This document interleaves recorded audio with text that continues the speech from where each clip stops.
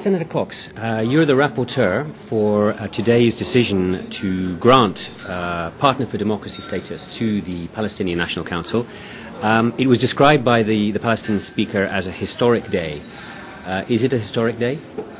Yes, one should always be modest to call things and events historic, but I think it's indeed a historic event that on this day we signed a partnership between the Parliament of Palestine and this Assembly, in which 47 member states' parliaments are represented.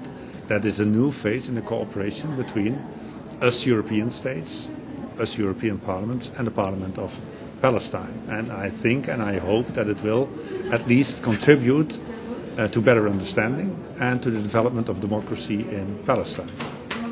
Now, there are strings attached to this status.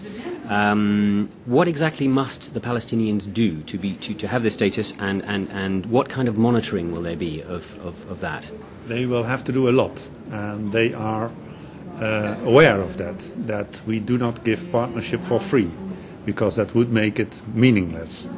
So in the past 9 months I spoke a lot with our friends in Palestine, and we agreed on a lot of things that Palestine has to commit.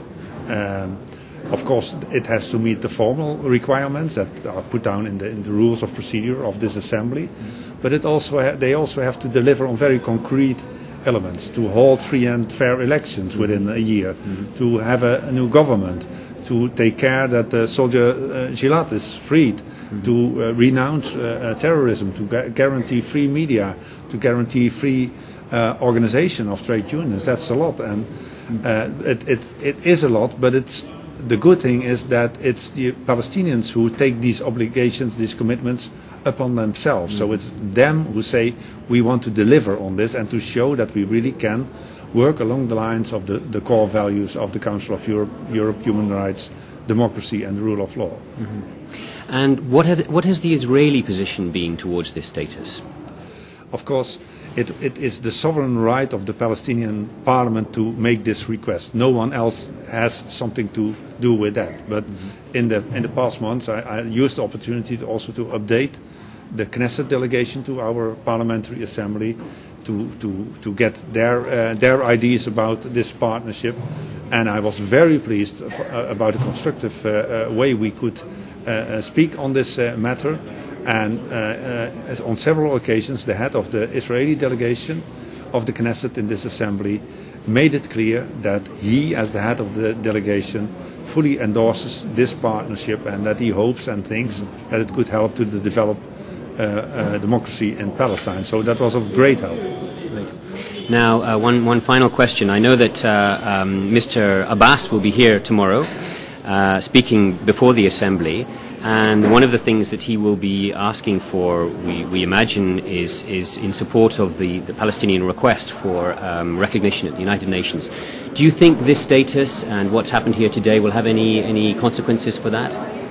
I think it will surely help, because this shows that the European parliaments, the parliaments of Europe, to be clear, that they want to have a partnership with the Parliament of Palestine. That is a clear signal. But there was another signal today, that an amendment was adopted, a proposal was adopted, which urges the European member states of the Security Council to support the UN bid of President Abbas. I'm sure that he will be very happy to hear, because it's more or less in line with the same decision taken by the European Parliament. So President Abbas is not coming for nothing to Europe and to Strasbourg, and he will learn that both the Council of Europe, the European Parliament, support his UN bid for statehood of Palestine, and that this assembly really wants to work together with his parliament. So this will be a good week for the President.